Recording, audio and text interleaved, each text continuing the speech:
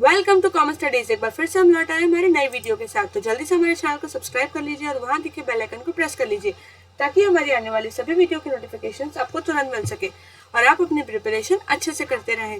हमने शुरू किया है यहाँ पर बीकॉम सेमेस्टर 1 से एमकॉम सेमेस्टर 4 तक की सारी क्रैश कोर्सेज। इसके अंदर आपकी जो भी पर्टिकुलर कोर्सेज है उसे आप ज्वाइन कर लीजिए, उसके प्लेलिस्ट को फॉलो कर लीजिए एंड उसके अंदर से जो भी वीडियोस हैं रेगुलरली आप देखते रहिए। आज से हम शुरू करने जा रहे हैं एमकॉम सेमेस्टर 1 बीआरएम का। इससे पहले मैंने परसों एक लेक्चर लिया था जिसके अंदर हमने इसका इंट्रोडक्शन पार्ट देखा था। आज हम यहाँ देखने वाले हैं सैम्पलिंग मेथड्स। इसके साथ ही अगर आपको ये पीडीएफ वगैरह चाहिए और इससे रिलेटेड जो भी नोट्स वगैरह है वो सारी चीज़ें चाहिए तो आप नीचे डिस्क्रिप्शन से दिए गए लिंक से टेलीग्राम चैनल को ज्वाइन कर सकते हैं। उसके अंदर इस चीज़ों की सारी लिस्ट एंड पीडीएफ्स वगैरह सब कुछ वहाँ पर अपलोड कर दी जाती है। उसके अलावा अगर आपका कोई और भी कमेंट है या तो कोई क्वेरी है तो वो आप डायरेक्टली हमें मेल कर सकते हैं या तो इस नंबर से कांटेक्ट कर सकते हैं। हमने स्पेशल क्लासेस भी शुरू की है, अगर आप वो भी ज्वाइन करना चाहते हैं तो उसके लिए आप हमें कांटेक्ट कर सकते हैं। तो चलिए आज हम शुरू करने वाले हैं population study and sample study. Population study और सैंपल स्टडी क्या होता है? The aggregate unit lying under the area of study called population of all. If all units under field of inquiry are examined, the information is obtained from them, then it is called census inquiry of complete enumeration or population study. यानी अगर हम each और every single चीज़ों को हम population अगर हम study कर रहे हैं पूरी ही population के अंदर जितने भी fields हैं उन सबको, तो इसे हम कहते हैं census inquiry. For example, if study conducted to know economic condition of student of commerce faculty of university, then economic condition of student is characteristics under study. तो अगर फैकल्टी की हमें पता होगी कि इकोनॉमिकल कंडीशन क्या है तो हमें स्टूडेंट्स की भी कैटेगरी पता चलेगी। The aggregation of student in a university is called population now. अब यहाँ पर यूनिवर्सिटी के जो भी स्टूडेंट्स हैं उसको हम कहेंगे population. Regarding economic condition of each and every student of university obtained is called population survey. अब उनमें से कितने लोगों की क्या कंडीशन है इकोनॉमिकल वो अगर हमें फाइंड करेंगे तो वो से हम कहेंगे population survey. The census of our country carried out every 10-year interval is the most familiar example of population survey. अब जो सर्वे हमारा हर 10 साल में होता है उसे हम बहुत अच्छा एग्जाम्पल समझ सकते हैं पॉपुलेशन सर्वे का. The population contain finite countable number of units, then it is called finite population. अगर हम इसे काउंट कर सकते हैं कि कितने पॉपुलेशन के अंदर नंबर्स हैं तो उसे हम कहेंगे finite population. And for example, the study of economical condition of students of university and respective population is called finite population. On the other hand, if the number of unit of population is uncountable, then the population is called infinite population. और अगर हम वहाँ पर हमें नहीं पता है कि कितने नंबर्स हैं तो हम उसे कहेंगे infinite population. In all circumstances, the population study is not advisable. In such cases, instead of studying each and every population unit, certain representative units are selected from the population and studied. अब हर एक चीज़ को major करना उसके ऊपर study करना possible नहीं है, इसीलिए हम उस पॉपुलेशन को रिप्रेजेंट करता हुआ एक कुछ यूनिट्स है उसे सेलेक्ट कर लेते हैं एंड उसके ऊपर स्टडी करते हैं. And on the basis of inference regarding the population characteristics under study is derived. और उसमें से हम उसका जो भी डेटा का है उसके रिगार्डिंग में जो भी उसका इन्फरेंस है वो हम निकाल लेते हैं. The aggregate of the representation unit drawn from the population by some scientific method for getting knowledge about the characteristics under study is called sample study. अब यहाँ पे हमने पॉपुलेशन था उसमें से कुछ यूनिट्स को रिप्रेजेंट करते हुए यूनिट्स को हमने सिलेक्ट कर लिया एंड देन उसके ऊपर हमने सर्वे किया, उसको हमने स्टडी किया. तो जो हमें पॉपुलेशन को स्टडी करके आउटकम मिलता कुछ वैसा ही आउटकम अगर यहाँ पर भी मिल रहा है तो उसे हम कहेंगे sample study. And the method of selecting such representative unit is called sampling method. और इन सबको किस तरह से चूज करना है, जो रिप्रेजेंटेटिव हमने चूज किए वो कुछ साइंटिफिक मेथड्स यूज करते हैं और इन मेथड्स को हम कहते हैं sampling methods. The success of sampling methods depend on the selection of sample. अब सैंपल जैसा हम सेलेक्ट करेंगे उतना ही सक्सेसफुल जाएगा, उतना ही सही हमारा जाएगा sampling method. Hence a good sample must possess a following property. अब सैंपल जो है वो कैसा होना चाहिए? The sample must be representative of population. Population का रिप्रेजेंटेटिव होना चाहिए यानी सारे कैरेक्टरिस्टिक्स उसके अंदर इंक्लूड होने चाहिए सेम प्रोपोर्शन में जैसा पॉपुलेशन में है. The selection of sample unit must be unbiased, unbiased होना चाहिए, that should not be any kind of prejudice for the selection of sample units. हम यहाँ पे ऐसा नहीं करना है, जैसे अगर हम रिव्यू ले रहे हैं किसी चीज़ के बारे में तो ऐसा नहीं करना है। अगर हम सबका, बच्चे बूढ़े जितने लोग हैं, मैरिड अनमैरिड, सबका हमने रिव्यू लिया है, तो हमें यहाँ पर बायसनेस नहीं दिखानी है कि अब बूढ़े हो गए, उन लोगों का रिव्यू क्या मायने रखता है, उनको छोड़ देता है, तो यहाँ पर ये बायसनेस कहेंगे इस चीज़ को। कोई भी बायसनेस नहीं होनी चाहिए, जो पॉपुलेशन में है वही का वैसा हमने सैंपल लिया है, बस कम लिया है, वो वैसा होना चाहिए। All the sample unit must be selected during the same period, एक ही पीरियड टाइम पे होना चाहिए। ऐसा नहीं 1 जनवरी में लिया है, 1 फरवरी में लिया है, तब तक काफ़ी सारी चीज़ें चेंज हो जाती है। एक ही पॉइंट ऑफ टाइम में ही वो सारे सैंपल सिलेक्ट होने चाहिए। Selection of sample unit must be independent होना चाहिए, and that is the selection of population unit sample should not be depend on the selection और non selection of other unit of population. तो उसके select होने के या नहीं select होने के दूसरे पॉपुलेशन, मतलब दूसरे सैंपल के ऊपर उसका इफेक्ट नहीं होना चाहिए। All sample unit must be selected under identical condition, सारे सैंपल्स यूनिट जो है वो अच्छे से सिलेक्ट करने हैं आइडेंटिकल कंडीशंस में। The number of units in the sample called sample size must be adequate, अब नंबर ऑफ यूनिट जो है वो एडिक्वेट होने चाहिए सैंपल साइज के। स्मॉलर सैंपल साइज जो भी होगा तो रिलायबिलिटी कम देगा कि जो पॉपुलेशन में वही नहीं होगा, और लार्ज सैंपल साइज हम बहुत ज़्यादा ले लेंगे तो अगेन वहाँ पे टाइम कंज्यूमिंग हो जाएगा, कॉस्टली हो जाएगा, क्योंकि हमें सैलरी वगैरह देनी होगी उसको स्टडी करने के लिए जो हमारे साथ काम कर रहे होंगे। तो दोनों ही है जो बैलेंस्ड मेथड में होनी चाहिए, बैलेंस्ड क्राइटेरिया में होनी चाहिए। अब यहाँ पर कुछ सैम्पलिंग फ्रेम एंड डिजाइंस के बारे में बताया गया है। By using the sampling method the population unit are selected in the sample. अब सैम्पलिंग मेथड से हम चूज करते हैं पॉपुलेशन यूनिट्स को, सैंपल के अंदर लाते हैं, तो इस यूनिट्स को हम कहते हैं sampling units. A list containing all such sampling units is called sample frame. अब इस तरह के सारे सैम्पलिंग यूनिट्स जो एक जगह पे इकट्ठा होते हैं उसे हम कहते हैं sampling frame. A well-defined technique or procedure by using which the sample units are selected from population is called sampling design। अब एक टेक्निक जिसके अंदर सैंपल्स जो है वो सिलेक्ट किए गए हैं पॉपुलेशन से, उस प्रोसीजर को हम कहेंगे, टेक्निक को हम कहेंगे sampling design. In additional sampling approach the entire sample is selected before collecting data value. It include 2 well-known techniques, sampling with replacement and without replacement. अब यहाँ पर 2 अप्रोचेस यूज करते हैं, एक with replacement and without replacement. अब sampling with replacement क्या होता है? An element is selected from sampling frame and the characteristics on the study is measured, then the element is placed in the sample frame and then another element is selected. In this method repetition of population unit in the sample is possible. अब sampling with replacement यानी हमने एक sample लिया, उस पर study किया और उसको वापस उसी सैंपल फ्रेम में डाल दिया, हमने उसको अलग नहीं किया, तो दूसरी बार भी वो सैंपल सिलेक्ट हो जाए उसकी पॉसिबिलिटी यहाँ पर रहती है। जैसे सपोज अगर हमने एक कार्टून लिया है, उसके अंदर सपोज 50 बॉल्स हैं और उसके अंदर 5 कलर्स के बॉल्स हैं, तो हमने एक बॉल उठाया, वो देखा हमने कौन से कलर का है, उसकी डायमीटर कितनी है, उसका लेंथ कितना है, जो भी चीज़ है, सरकमफेरेंस कितना है, वेट कितना है, वो सब कुछ हमने फाइंड किया, देन उस बॉल को वापस उसके अंदर डाल दिया। इसका मतलब वो बॉल वापस से सिलेक्ट हो सकता है, उसकी पॉसिबिलिटी वहाँ पर बढ़ गई, तो इसे हम कहेंगे सैम्पलिंग विथ रिप्लेसमेंट। और वही अगर हम बॉल उसमें नहीं डाल रहे हैं, बॉल हम अलग रख दे रहे हैं एंड बाकी के 49 में से आप सिलेक्ट कर रहे हैं, तो वो होगा हमारा sampling without replacement. One an element selected from sampling frame, then it is removed from the population and therefore cannot be selected again in the sample. In the Bayesian approach, the limit has selected sequential after. Each element is added to sample. The data are collected, the statistic calculated and sample cost are updated. अब इस तरह से यहाँ पर इसका calculation पूरा हम replacement का देख लेते हैं।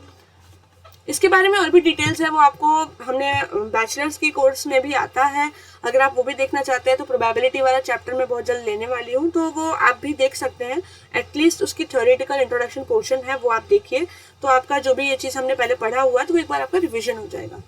क्लासिफिकेशन ऑफ सैम्पलिंग मेथड, तो सैम्पलिंग मेथड कौन से हैं? तो नॉन प्रोबेबिलिटी मेथड है और कुछ प्रोबेबिलिटी मेथड है। नॉन प्रोबेबिलिटी के अंदर आ गया convenience sampling, judgmental sampling, quota sampling, snowball sampling. And probability methods आ गए simple random sampling, systematic, stratified, cluster, area sampling, multi stage sampling, sampling probability proportion to size and sequential sampling. अब इसके पूरा detail description हम नीचे देखेंगे। Classification of sampling method totally depends on the discretion of researcher. A sample selected by using this method may yield a good estimate of population characteristics. The precision of sample result cannot be obtained from this method. This is because there is no way of determining the probability of selecting an item inclusion, and hence the estimate obtained are not statistically projectable to the population. अब यहाँ पर totally researcher के ऊपर depend होता है कि वो किस तरह से पॉपुलेशन के अंदर सिलेक्शन कर रहा है और उसका रिजल्ट क्या आने वाला है, उसका जो वे है, वो जिस तरह से प्रोबेबिलिटी सैम्पलिंग करने वाला है, जो भी करने वाला है, वो टोटली उसके ऊपर डिपेंडेंट होता है। अब यहाँ पर कुछ नॉन प्रोबेबिलिटी सैम्पलिंग टेक्निक्स दिए हुए हैं, जिसमें पहला है convenience sampling. In this method the sample unit are selected at the convenience of researcher. Researchers को जो कन्वीनियंस है वही करता है वो। Convenience sampling is the least expensive and least time consuming technique as compared to the other sampling techniques. The main limitation of this method is that the buyer sample यहाँ पर एक ही चीज है जो यहाँ पर आ जाता है कन्वीनियंस सैम्पलिंग में कि बायस सैंपल हो सकता है, hence it is not true representative of the population. अब यहाँ पर जैसे ही बायसनेस आ गया, यानी यहाँ पर ये ट्रू रिप्रेजेंटेटिव हम इसको नहीं बोल सकते हैं, and hence it is not meaningful to derive any generalized conclusion from the convenience sampling. अब यहाँ पर कोई भी चीज़ हम फाइंड करेंगे तो उसे हम जनरलाइज नहीं कर सकते, बिकॉज यहाँ पर थोड़ा सा biasness आ जाता है। The judgmental sampling is used when the limited number of respondents possess the required information and it involves the selection of respondent who are able to give required information. अब यहाँ पर बहुत सारे respondent होते हैं, उनमें से वो कुछ ही को सिलेक्ट करता है जो उनका आंसर दे सकते हैं। तो जजमेंटल सैम्पलिंग के अंदर पर्टिकुलर फॉर्म आ गया कन्वीनियंस जैसा ही, बिकॉज यहाँ के अंदर भी सिलेक्ट कर रहे हैं, जब वो रिसर्चर सिलेक्ट कर रहे हैं सैंपल्स को, तो वहाँ पर भी बायसनेस आ जाती है कि भाई तू आ जा। तो researcher is suppose to be an expert in this using this sample unit. अगर रिसर्चर है उसको बहुत एक्सपर्ट होना पड़ेगा, उसको बिल्कुल ही अनबायस्ड होना पड़ेगा। तो जजमेंटल के अंदर क्या हो गया कि वो एक पर्टिकुलरली वो लोग जजमेंटल में ऐसा आ गया कि वो पर्टिकुलरली खुद ही लिमिटेड लोगों को सिलेक्ट करते हैं और रिस्पॉन्डेंट्स को खुद ही अपने आप से सिलेक्ट करते हैं। तो यहाँ पर एक लिमिटेड बायसनेस वाली चीज़ आ जाती है। फिर है कोटा सैम्पलिंग। कोटा सैम्पलिंग में भी considered as 2 stage restricted judgemental sampling. अब इसके अंदर 2 स्टेज के जजमेंटल सैम्पलिंग जैसा ही हो गया। The first stage consist of distributing population characteristics into relevant control techniques which में identify based on the judgment of the second stage. Sample element are selected based on the convenience और judgemental. यहाँ पर थोड़ा typing mistake हो गया है, I am sorry.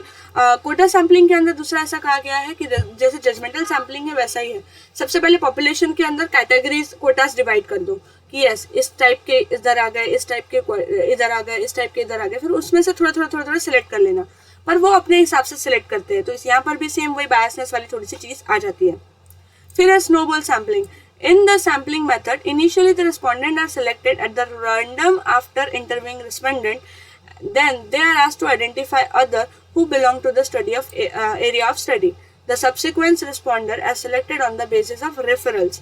अब पहले यहाँ पर लेकर आए, उनको इंटरव्यू लिया रिस्पॉन्डेंट्स को, फिर उसको बोला कि एक काम करो तुम किसी और को भी लेके आओ जो मेरे स्टडी के लिए आंसर दे सकता है। तो वैसे करके वो लेके आते जाते हैं। तो यहाँ पे जैसे स्नोबॉल किस तरह से होता है, अगर हमने एक जगह स्नो का बॉल बना के अगर धक्का मारा तो आजू बाजू से सारी बर्फ वो अपने साथ चिपका के ऐसा बड़ा होता जाता है।